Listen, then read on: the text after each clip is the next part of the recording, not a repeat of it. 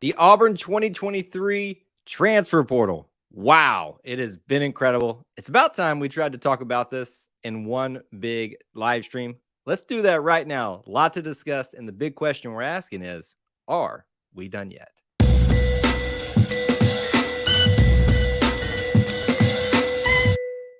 War Eagle Auburn family, War Eagle E2C Network family, thank you so much for joining us. Whether you are watching live, whether you're watching on the replay, we appreciate you being here, hanging out with us, spending some time talking about something within the Auburn experience. On today's live stream, we are doing a general open discussion live stream about what an incredible Auburn transfer portal this has been for the Auburn football program for the 2023 cycle. We're going to give you all the names so far that have come into the program, talk about them however you'd like to, and obviously answer the question, is this it? Is there anybody else coming in? It feels kind of like some finality, but maybe there's still some out there in the winds waiting to be picked up.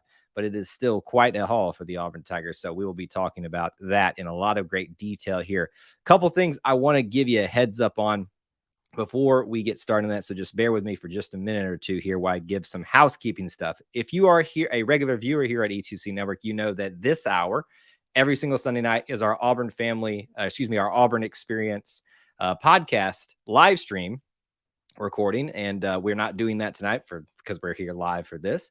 That will be taking place tomorrow night. Already planned to do that because of some scheduling conflicts between Austin and myself. We will be back together tomorrow night at 8 p.m. Eastern time. So join us for that.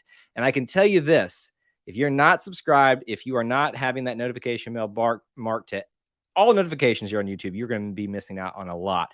We have got videos galore coming out this week. We have got live streams. Basically, I'm finalizing the schedule every single night this week between football, baseball, basketball, just everything. So don't miss out on content. We're still finalizing some stuff for this week, but basically be ready. Tons of content coming out this week, and would love to have you on some of the live streams like the one that we're here tonight. So would love to hear your voices tonight. Post where you're watching from. Use this as your check-in period right now. Let us know where you are watching, your city, your state with a War Eagle. Let us know. And obviously drop your comments and questions as we go along. Also, if you notice up at the top of the chat, there is a link available. This is one of those random nights where it just feels appropriate to allow anybody that wants to call in tonight and talk to me directly, talk to the audience here directly. So if you'd like to have your voice heard, you can be on camera off. Just take advantage of that link up there. And I'll put a little bit of a reminder down here for part of the show, at least, so you guys can know that is down there. It's always brought to you by our friends at allthingsauburn.net. A lot of people checking in. Good to see you. We got Gene, Linda, Elliot, Rob, Sean, so much. Thank you guys so much for being here. James, thank you guys so much for hanging out with us tonight. A lot of people in Alabama, other parts of the world checking in tonight. So what I thought it would be a good thing to do to start off the show tonight. Give you guys a list of who has committed thus far. Because I know that's kind of what we set this up as is, what's happened so far. So you kind of need to know what you have to discuss it. And then we can go from there. Now, I will continue to say this and preface this is why we've got Trevon Reed's picture up there from his Instagram account. That's why we're asking the question, are we done yet? We do not know officially that we're done yet. Several publications have spoken with or talked about this question recently. I don't know which one it was that actually talked to Hugh Freeze himself. And so I don't know who to quote. So forgive me for that. But asked the question, are you guys pretty much wrapped up? And the answer at that time, which was about 3 days ago, was basically with a few more coming. And obviously at that time, I believe if the timeline's correct, there was a defensive end, a wide receiver, and now a cornerback that have all come within the last 24 hours here pretty much. So it's really, really incredible what has happened in this transfer portal. All speculation wise right now, we're obviously just operating off of speculation. We don't know how it's all going to turn out in the field, but in terms of addressing needs that are immediate, it has been done and in good measure.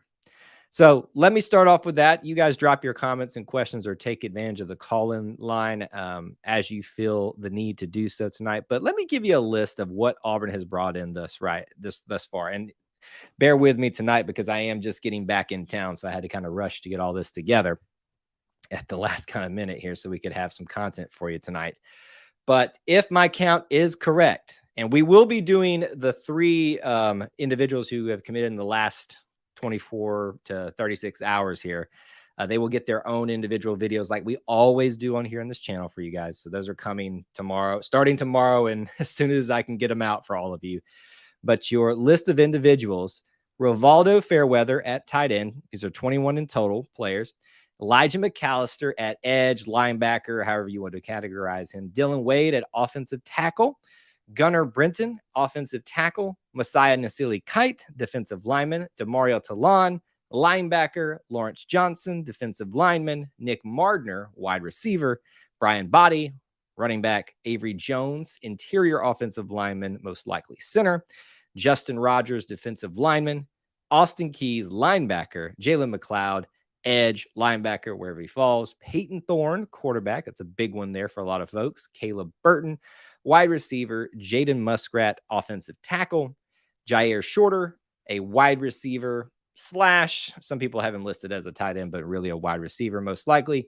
Larry Nixon, linebacker. Shane Hooks, a new wide receiver. And the other two that are brand new, Cyrus Dumas, a defensive back, really a cornerback, and Steven Sings, who will be most likely a defensive end edge type of situation there. So that is your complete list of all the names thus far. What do you guys think? Have we addressed everything that we needed in this transfer portal for 2023? Let me know right now. Would love to know your thoughts about that. Rob says it right here. Coach Freeze told it real. In an early spring interview, he wanted to add an interior offensive lineman, a linebacker, and a QB. We did all and did fairly well. Jaden Muskrat, Larry Nixon, and Peyton Thorne. Now, Jaden is listed in most sites as an offensive tackle, but I'm sure that all of those guys are looking for opportunities to play. So they'll take whatever opportunities they can get across the offensive line. I'm very, very, I would say I'm confident of that, not even without talking to any of them. The big question, Unbeaten Lake says, are we good across the offensive line? Let me take a wider approach to this question and then come back to it more directly to kind of add on to what I said earlier when Coach Hugh Freeze was asked this past week about, are you guys about done with the transfer portal before three more came in? I think there is some thought out there. There's a couple that have not qualified or arrived yet on campus because of qualifying type of scenarios. So obviously that can change the trajectory of that if those needs have not already been addressed because of that. So that's obviously out there too. So are we good on the offensive line? So here's my answer to this, Unbeaten Lake. I'm going to give you the full encompassing answer to this. We don't know yet, obviously, because obviously we haven't played any games. We don't know how all of this stuff is going to mesh together. But again, let me go back to our list here and talk about who we've brought in. Dylan Wade, who's probably going to be an interior offensive lineman, but he's played offensive tackle before. Gunnar Brenton's going to be an offensive tackle. You've got Avery Jones, who's going to be probably your center. You have got Jaden Muskrat, who can be probably either or, 6'4", 275 pounds. Let's just call him a guard position like that. On top of that, you've already brought in some other guys that are younger. They're going to be getting some playing time as well. And on top of that, you've got some guys that are still left over. Jeremiah Wright is going to be probably find himself at a guard position too. So to more directly answer your question, I would say yes, in terms of addressing needs. We have the guys that we need to transition over to a new wave, a new younger crop of guys after they leave from these new transfers. To me, the needs have been addressed. Is the offensive line going to be good, though? I don't know if you're specifically answering that. We don't know. It's all speculation at this point. Let Let's see. I'm really excited to watch the quarterback battle.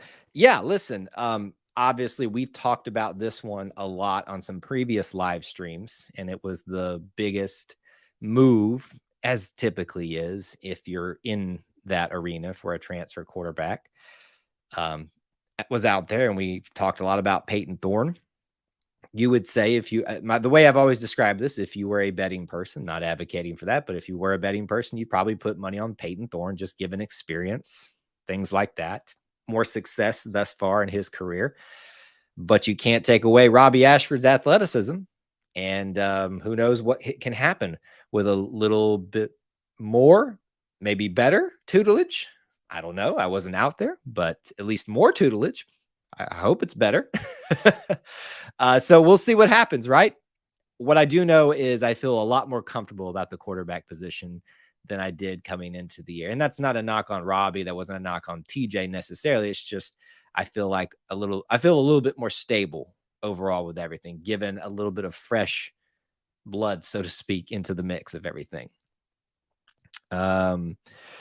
This team is so underrated, James says. I think we will compete for the SEC West this year and we'll have a top 15-20 defense nationally. Freeze has had this much talent has not had all this talent at the same time.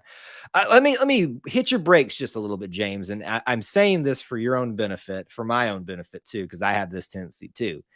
What we have done and one is address the needs that were there in terms of positions, depth, all that type of stuff. And the hype, like the perception game. We have won the perception game. We did what we were supposed to do and got some big ones that a lot of people wanted in the mix. What we have not done is proved it out in the field. So I'd park your brakes there just a second and calling for the SEC West. Can they compete for the SEC West? Well, yes, I think we will compete for the SEC West. Maybe now that I read that a little bit more out there. So maybe you weren't directly referencing that, but I've seen a lot of talk about this. Oh, we're going to lose one game this year. I'm like, slow down.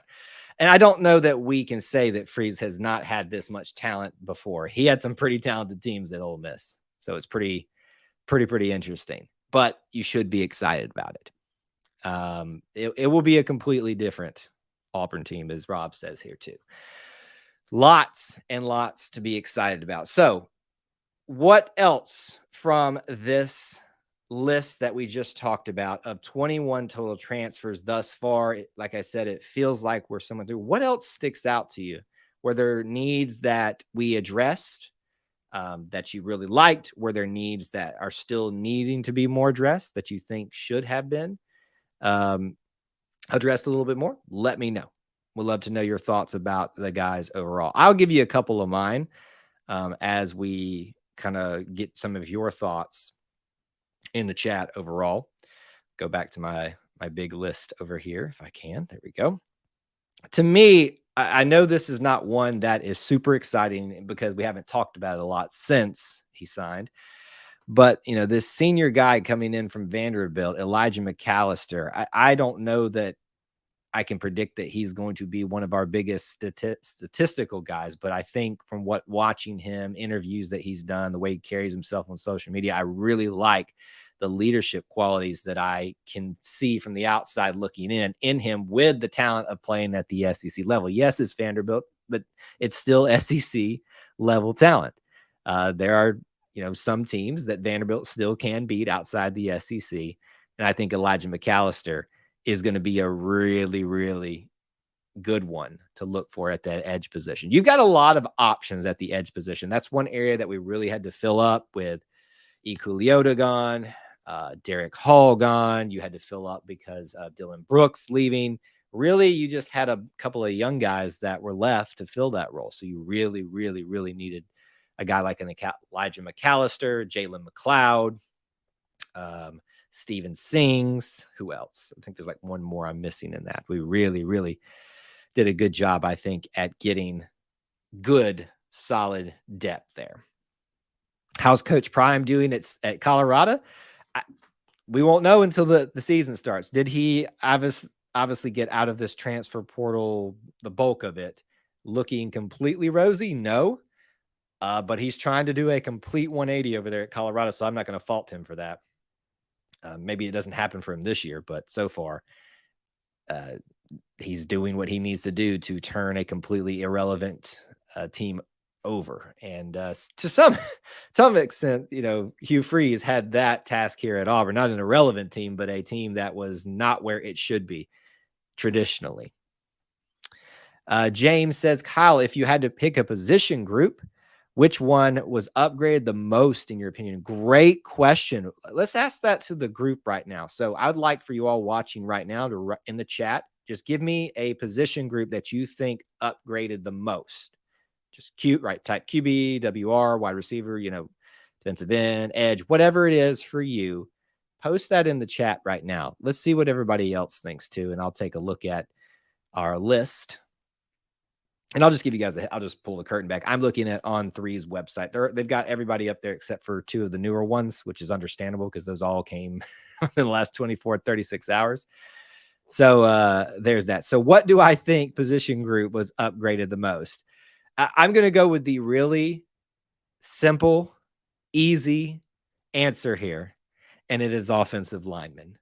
Simply because we had to have them, but we went out and got some really, really good ones. Perception-wise, a lot of people wanted them.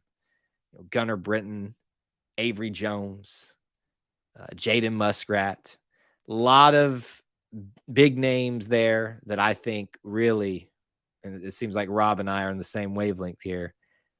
This guy as well with that name. We won't be showing you much, buddy, but I know it's fine. I guess it's not that bad of a day, but there you go. That is a position group that I definitely would call out. Brewer says running back, Brian Body. Who else? Is that the only one?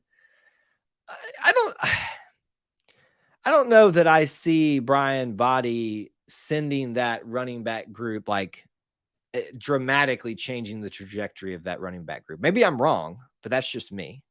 I think with Jarquez, obviously there's issues out there we're not talking about necessarily on this stream here. That's issues for another day, but let's just assume for now he's going to be playing this year. Damari Alston still there, and Brian Body, and then Jeremiah Cobb being here. I still felt pretty good about that, but he's definitely going to add something to the equation. Wide receiver Nick Mardner, Jair Shorter, now Shane Hooks. That's probably a good case there as well in terms of adding some new blood to the pool. So yeah, that's definitely one too to look at here. Rob said earlier, hopefully we can have a winning season and recruiting will improve even more. Just got to wait and see, obviously. And I think that's the approach everybody needs to take when we're talking about this transfer portal class and this recruiting class and this team this year. I think you need to go in with lowered expectations as a team, but as individuals too, just to give time for everything to act. Because you think about the nature of changing over a team from a different regime or to a different regime, a different way of doing things, a different coaching style, a different offensive and defensive and special teams philosophy. But do that when you change over 21 at the time of this stream, 21 different roster positions. And actually, that's more than that. That's the ones that are coming in. I think it's been like almost 40 changes, like departures and coming in, if you count all of those together. So it's going to take I think the sky is continuing to brighten up a little bit for Auburn's future this season, but it still needs to operate with a little bit of caution for them as a team, but as individuals too. Top 3 JUCO transfers. Ooh, that's a good question. Let me see if I can go back to my list over here that I'm using from On3 because they have it. It's the easiest to read for me. Let's find the community college guys if we can really quickly. Looking. It's not really readily listed on here. So I unfortunately I can't remember a lot of them that are coming from junior college. So if you guys have a couple of predictions, let me know. down there. Answer if you wouldn't answer this question. What's his name? Not Shane and not Steven Sings, but the one before that, I believe, was coming from a junior college, but maybe I'm wrong there too. It's so hard to keep track of. Imagine how hard it is for just like me, little old me, to keep track of all this stuff and what they've got to do behind the scenes at Auburn to keep track of all of this stuff. Thomas, we're really not going to talk about this tonight. That's not really relevant to this conversation, but I don't have any information about that. So I know a couple other people asked that. That's the last thing we're going to talk about that on that tonight. It's not really pertinent to this. So a lot of people have talked about the offensive line group. A lot of people have talked about this wide receiver class. I've talked a little bit about this edge class that I'm really, really impressed with. And I think that's going to be a really, really big thing there. If you want to talk about another group that I think is going to be sneaky, sneaky good here, is that's the linebacker position, the traditional linebacker. You're bringing in Larry Nixon from North Texas. You've already brought in, I believe they're both on campus already, Austin Keys from Ole Miss. And where is he on this list? Demario Tolan from LSU. Now, Demario and Austin Keys, I believe, what is his outlook there? They've got some more years, some more eligibility that they can use. So that's going to play really, really well into us building up that group after this year. But you're bringing in a guy with a little bit of senior upperclassman leadership that can help lead that group alongside guys like Cam Riley, Wesley Steiner, Robert Woodyard, and Eugene Asante, who have been here for quite some time. But in terms of maybe plussing a group, I think linebacker, the traditional linebacker position, is definitely one that you should kind of take a look at and be very, very impressed by. I think defensive linemen too, you've got some real studs in there, probably the crown jewel of the class overall in terms of needs, like immediate needs, and just perceptions in terms of if you look at stars and things like that, what everybody in the industries of the recruiting industries thinks about them. Justin Rogers, the transfer coming in from Kentucky at defensive lineman. I think I saw, I don't know what website group it was from, but a lot of people really had Justin Rogers up on their like expectations of this position group for this year. I know in some sites when he was being recruited as a high school player and went to Kentucky, he was a 5-star, really high 4-star, and is expected to maintain those type of levels of expectations that are associated with those type of ratings during his time here. So that's a big, big get for me right there. Also, let me keep looking down this list. We talked a little bit about Brian Body. One of the things that's very clear for Hugh Freeze and what he wanted to add, not just at the wide receiver position, but at the tight end position too, is wider catch radiuses, more height, basically more area, and your wide receiver position for quarterbacks to throw to. Nick Mardner is 6'6". Rivaldo Fairweather is 6'5". Shane Hooks is 6'5", who just came in as a wide receiver. Jair Shorter is no slouch at 6'2". Where's the other one here that I feel like I missed on a little bit earlier? That's the main ones right there. So a lot of height was added at the wide receiver position, which clearly Hugh Freeze likes. Now, if I remember correctly, during his time at Ole Miss, a lot of his wide receivers there were known maybe not for being giants, but were for having a little bit of extra height to them, wider catch radiuses, which probably lends itself to some quarterbacks maybe that have some accuracy issues, which you can take that to mean what you want it to mean for this team. But either way, I think there is a clear trend there to say Hugh Freeze likes big wide receivers. What else? Some other names that we haven't mentioned: Messiah Nasili Kite. I think he came from JUCO level, if I'm not correct. If I'm correct in that. Defensive lineman. No, he came from Maryland. I was wrong about that. That's what's hard to remember who actually came from JUCO all the way up. Another one that I'm pretty excited about, Jalen McLeod. And I think he's got an opportunity to surprise some people. You know, he's got the stigma of coming from a lower school in the FBS, Appalachian State, but a lot of people were really excited about some of his highlight tape out there. So I think he's got some potentials as well. We got a few wide receivers in the portal, but I worry about the quality. So what worries you about the quality? What worries you about, like, what concerns do you see, do you hear, do you read that makes you worried about the quality of the wide receivers?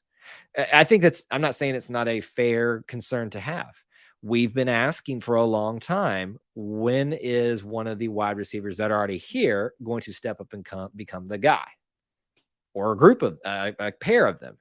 It's not been happening a whole lot. So the trend has been, through 2 different regime changes now, we haven't really had a stud or two that's outside of the perception game stepped up and become the guy at wide receiver. So why would it change now, even with some exciting new players? I could see why you'd think that, but I'm just curious if you have reasons to think why the quality may not be good. And winning games just does fix most problems. Unbeaten Lake, he had a lot of great receivers at Ole Miss, some even big names in the NFL now. Evan Ingram is one of them. Is Laquan, Treadwell, is he still out there? Is there anybody else that we're forgetting? But the trend is there. Bigger wide receivers, and tight ends. I think the Auburn fans that have been clamoring, begging for more throws over the middle, tight end usage other than blocking, you're about to get that. I think you can just look at who he brought in and clearly see the trend there. So there's going to be a really happy tight end group and a really happy wide receiver group, and probably a really happy, just all the way around team. Quarterbacks. Yeah. Thomas says, with the additions today, is Auburn done adding players for the next year, or do you foresee any more additions? That's the big question we're asking, right? The way we set it up at the beginning of the stream, Thomas, and I don't know if you were here for this part of the show, but Hugh Freeze was interviewed, or at least that somebody had it. I forget the publication had an opportunity to ask him a question pointed in this direction. At that time, it was before these last 3 in the last 24 to 36 hours. And he indicated at that time a few more, but likely done, possibly done after that. Always leaving room open for opportunities. And that's what I like to hear. If someone can fit a need that you have, bring them in. But 21 total transfers coming in is a big number. All the positions of note that I heard from coaches, from pundits, beat writers, media members, any qualified individual to speak on that, it seems like we have done all of that and then some. So in my mind, we're never done. Ron Reed, but it feels like we have gotten what we needed to get at this point. AJ Brown, DK Metcalf. I knew I was forgetting some big ones, so thank you for that. WT, good to see you, my friend. Thank you for being here tonight. So, great question, though, Thomas. Are we done yet? It's the whole premise behind this show. What do you guys think? I would really love to know if you think there's a position we still need to fill. I mean, if you think about it, we can kind of walk through it here a little bit. Quarterback, we got a guy that's going to push really hard, if not is the perception favorite to take the job. Offensive lineman, you completely changed over. You added a running back, a prominent one from South Florida. You took a bunch of new wide receivers with a lot of larger catch radiuses, as we've talked about. You have added tight ends as well into that mix, but I was kind of counting them together. You have added interior defensive linemen, exterior defensive linemen and edges, and linebackers. You really didn't have to go after many, if any, defensive backs, but they got one here too. And the only thing we didn't really add was a transfer kicker or punter. So in my mind, I look around at all the needs that were said to be needing to be addressed. And I will never say that we are done and we're good, but it feels like we have done what we needed to do at this point. Any differing opinions? Any other thoughts? Let me know. Let me take one more quick look back. Caleb Burton is a wide receiver I didn't even mention. young wide receiver. Some names that maybe we haven't talked a little bit about. I will be honest with you, the three new guys, Shane Hook, Steven Sings, Cyrus Dumas, the defensive back cornerback. I haven't done a lot of information seeking about them yet because I've got to make the videos for you guys. Those are coming out as soon as I can get them out to you because I just got back into town. So be looking for some of those coming up. So I don't have a lot of like perceptions on them other than filling depth spaces that were clearly identified as needs. How close are we to 85? Great question. Let's see if they, sometimes they tell me on here. We'll look on here and see if it gives me a number. I'll need to look that up on the actual website for the university, and if they have it completely updated too. Because here's the problem, Brewer. It's another great question. There is apparently some guys that have plans to be here that are either having trouble making it or just needing to check off a few boxes to get here. So that's kind of up in the air too still. So how close we are to 85 could change. My guess is that we won't be completely at 85, as there's going to be room for a scholarship or an extra spot in case it's needed. Kyle, are you ready to say whether or not the ceiling has been raised for this team as it relates to wins? I think I've said that on a few other live streams. I've said that I feel better about my standard rule of thumb is based off of, what Auburn's track record history is, that you should go into every year expecting them to win 8-4 minimum expectation. Now, what happens postseason, in season before that, obviously lowers or raises those opportunities. I would say I'm not ready to raise that level, but I'm certainly looking up at that 9-3 and going, that's intriguing. But I am going to operate with extreme caution this year. But that's kind of where I'm sitting at right now. A lot of opportunities have opened up, though, for Auburn. Yeah, are you still hoping and wishing for more quarterbacks? I think we're fine at quarterbacks. But yes, I think a lot of positions of need have been filled. Anybody changed their minds about the whole quarterback position? Does anybody still think that Robbie is the guy and Peyton's going to back him up? I'm just curious. I don't think that there's a wrong answer there. I think there's a lot of room for discussion and a lot of speculation still to be had. Here's the bad part. If we truly are done for now, meaning we're never truly going to be done, according to Trevon Reed, and I believe him when he says that because he's always proven to be right. But I also believe that we may not see much more for the foreseeable future, which means it's about to get real quiet. And then the traditional questions come in. Who's going to win the quarterback race? Who's going to be starting at this position? What's Auburn's win total going to be? That's what our questions are now going to begin to shift to. Can we do a prediction?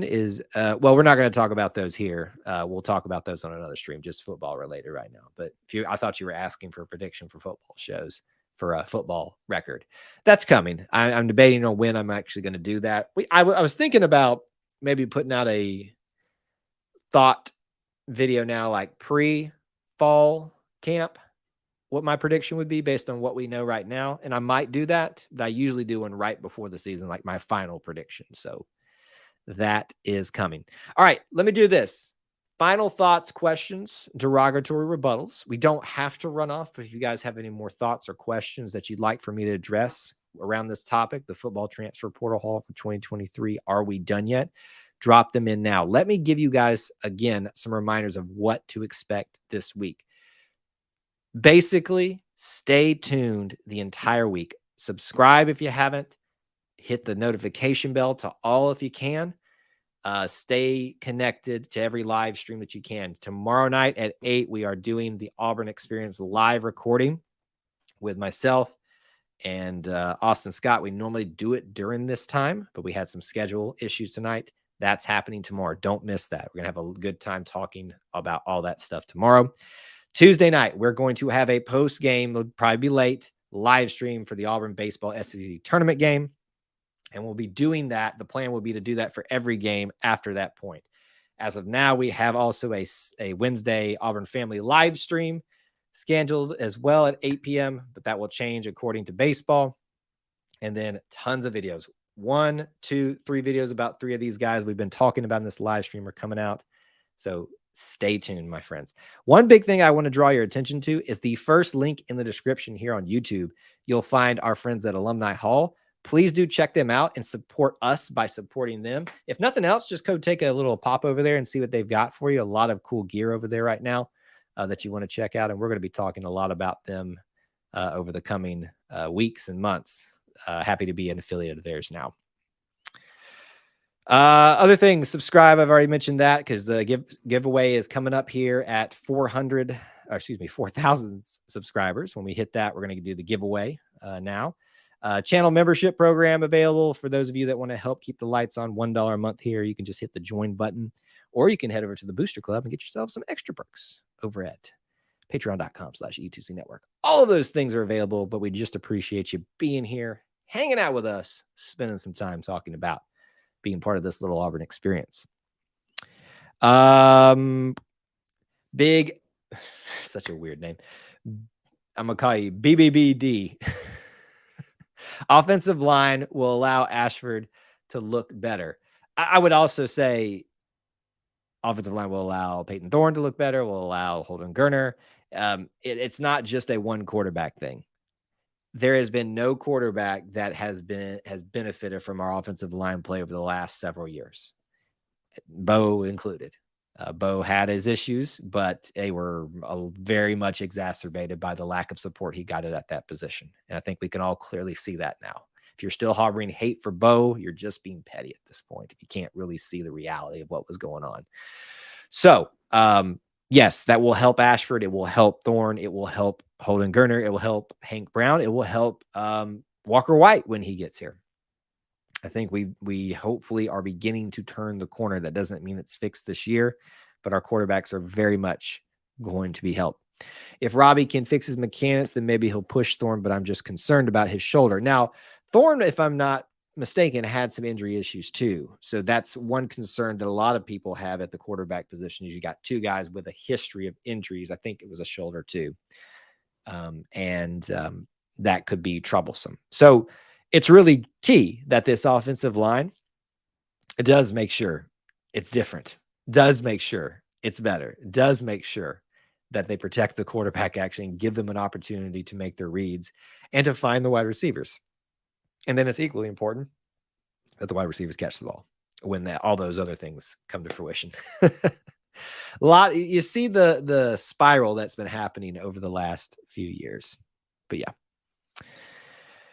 I agree. I think all the quarterbacks need to be ready if injuries are in anybody's history. All right. Again, kind of winding down our stream here. What an incredible transfer portal. As of this stream, we are asking the question, are we done yet? Trevon Reed says no, and I believe him, as he always does, but it feels like we have done what we needed to do. 21 total transfers in, I think 40 now in and out. So just 40 position roster changeover essentially. And it has been wild to follow all this, and plenty more still to talk about this, these guys, and plenty more. We'll be just eat up with topics to discuss in the offseason here. I appreciate you guys hanging out with me in a bit of an impromptu live stream tonight, doing something a little bit different since we weren't able to do the Auburn Experience show. And we had a pretty good crowd here. So it's always great to see so many familiar faces and some new faces and faces we don't get to see as often. So thank you so much for choosing to be part of our little family within the Auburn family. And we hope to see you tomorrow night, 8 p.m. Don't miss it. The Auburn Experience podcast, live recording episode 36, I think is what we're at now. That's next week or tomorrow night at 8 p.m. But otherwise, we will see you soon. Until we talk to you again, my friends, War Eagle.